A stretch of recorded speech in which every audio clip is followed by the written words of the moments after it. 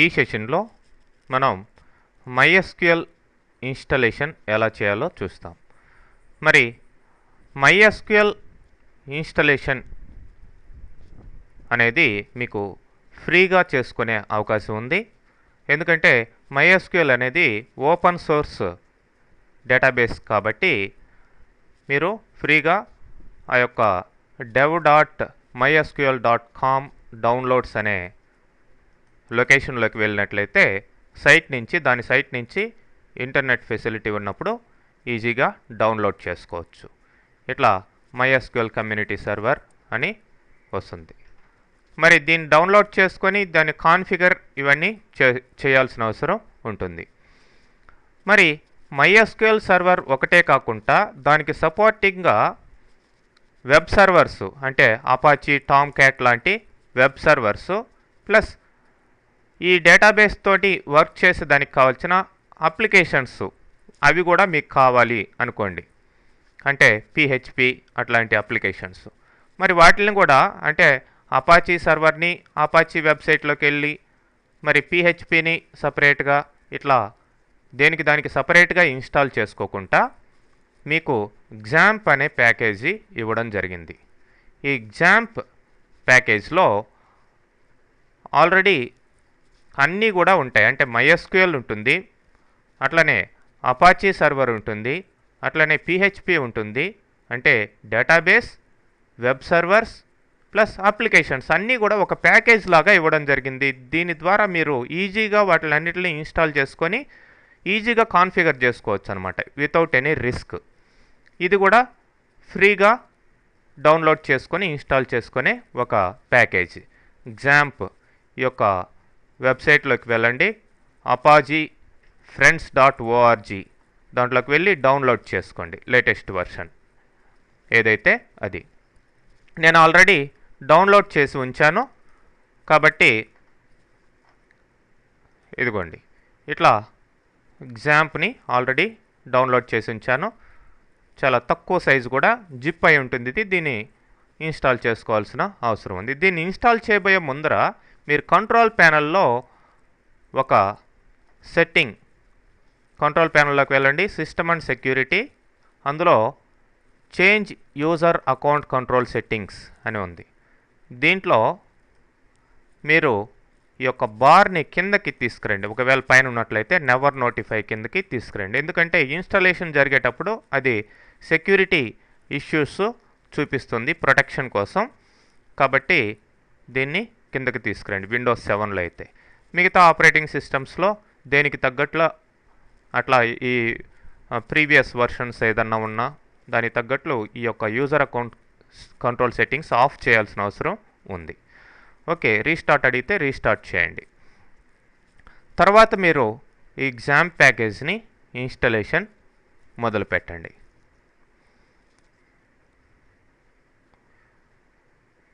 మరి ఈ XAMPP ప్యాకేజ్లోనే అన్నీ కూడా వస్తాయన్నమాట.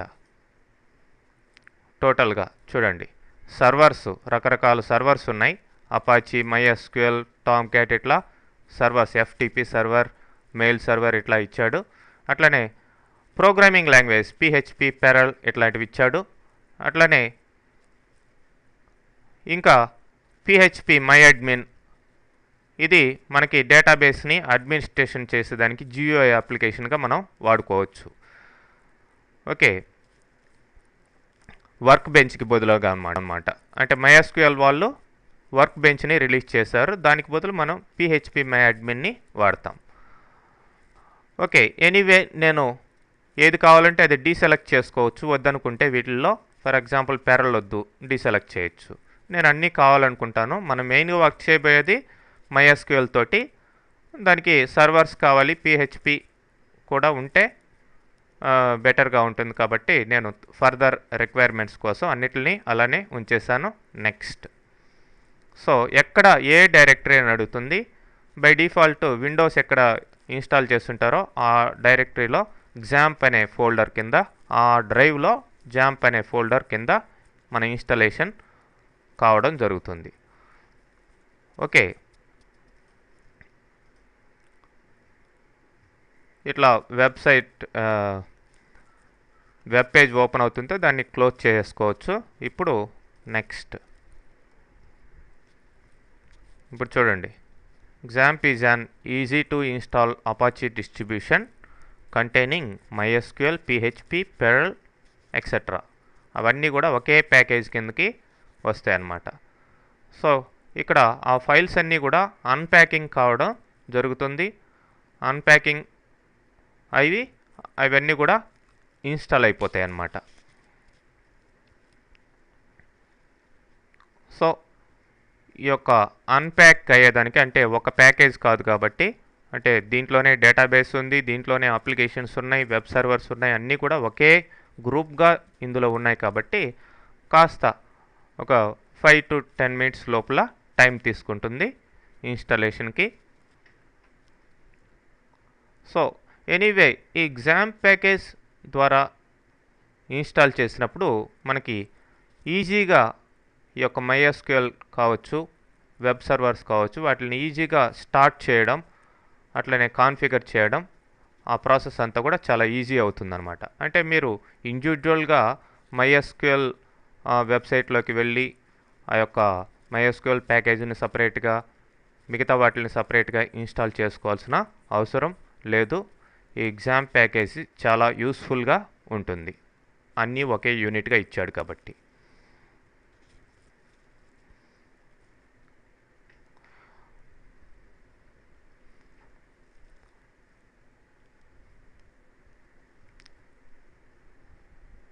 ఈ యొక్క XAMPP ఇన్స్టాలేషన్తో పాటు, అంటే ఈ ఈ MySQL వీటిలన్నిటిని ఇన్స్టాల్ చేయడంతో పాటు XAMPP కింద ఒక కంట్రోల్ ప్యానల్ కూడా వస్తుంది సపరేట్గా. ఈ మీ ఇన్స్టాల్ చేయబడ్డ సాఫ్ట్వేర్స్ ఏవైతే ఉన్నాయో, MySQL, PHP, అపాచీ, వీటిలన్నిటిని కంట్రోల్ చేసేదానికి ఒక కంట్రోల్ ప్యానల్ వస్తుంది. దాని ద్వారా మీరు ఆ యొక్క సర్వర్స్ని స్టార్ట్ చేయడం, వాటిని కాన్ఫిగర్ చేయడం, వాటి యొక్క లాగ్స్ని చూసుకోవడం, వీటిలంతా కూడా మీరు మేనేజ్ చేయొచ్చు అన్నమాట ఈజీగా. దేని కావాలంటే దాన్ని స్టార్ట్ చేసుకోవచ్చు, వద్దనుకుంటే స్టాప్ చేయొచ్చు. ఆ ఫీచర్స్ అన్నీ కూడా ఆ యొక్క కంట్రోల్ ప్యానల్లో ఇవ్వడం జరిగింది.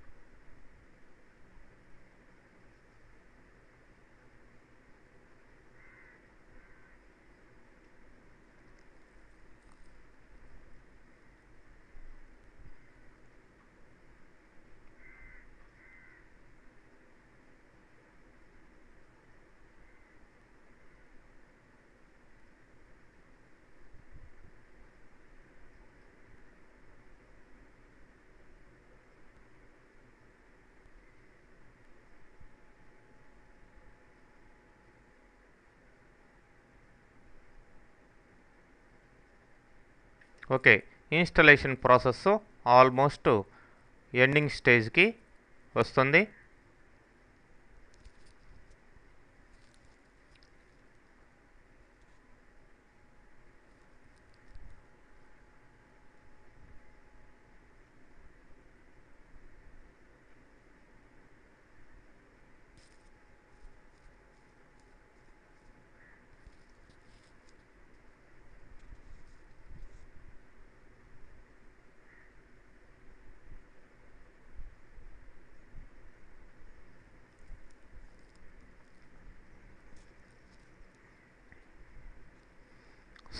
ఇన్స్టాల్ అయిపోయిందనమాట. మరి ఇక్కడ ఒక ఆప్షన్ చూపిస్తుంది, do you want to start the control panel now అని అడుగుతుంది. ఓకే, దాన్ని స్టార్ట్ చేద్దాం. ఫినిష్. సో ఇప్పుడు ఆ యొక్క ఎగ్జాంప్ కంట్రోల్ ప్యానల్ అనేది ఇక్కడ రావడం జరుగుతుంది. దీన్ని మామూలుగా మీరు ఇక్కడ కూడా స్టార్ట్ చేసుకోవచ్చు. రెగ్యులర్గా ఆల్ ప్రోగ్రామ్స్ ఎగ్జామ్ దాని కింద కంట్రోల్ ప్యానల్ ఉంది, ఇక్కడ కూడా మీరు దీన్ని స్టార్ట్ చేసుకోవచ్చు. ఓకే, ఇక్కడ మనకి డిఫరెంట్ మాడ్యూల్స్, ఇన్స్టాల్ అయిన మాడ్యూల్స్ ఉన్నాయి. మరి వీటిల్లో MySQL దీన్ని స్టార్ట్ చేద్దాం. ఓకే, దానికి ఒక ఐడి రావడం జరిగింది. దానికి పర్టికులర్ పోర్ట్ అనేది MySQL సర్వర్ ఆ పోర్ట్లో రావడం జరుగుతుంది. అట్లనే అపాచీ స్టార్ట్.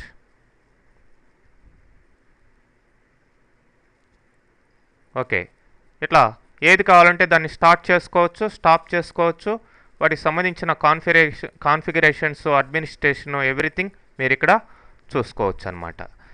ఓకే, మరి ఇది కరెక్ట్గా ఇన్స్టాల్ అయిందా లేదా చెక్ చేసుకునేదానికి మీరు ఈ యొక్క వెబ్ బ్రౌజర్లోకి వెళ్ళి సింపుల్గా లోకల్ హోస్ట్ అని టైప్ చేయండి. ఎగ్జాంప్ అని రావడం జరుగుతుంది. ఓకే, మీరు ఇంగ్లీష్ అని సెలెక్ట్ చేస్తే దానికి సంబంధించిన ప్రొడక్ట్స్, ఇన్స్టాల్ అయిన ప్రొడక్ట్స్ అన్నీ కూడా మళ్ళీ వస్తాయన్నమాట. ఈ విధంగా వస్తే సక్సెస్ఫుల్గా ఇన్స్టాల్ అయింది అని అర్థం. నెక్స్ట్ సెషన్లో మనం దీన్ని ఎలా కాన్ఫిగర్ చేయాలి, ఎలా ఆ యొక్క కమాండ్ ప్రాంప్ట్ ఓపెన్ చేసి MySQL సర్వర్ని ఎగ్జిక్యూట్ చేయాలనేది చూద్దాం.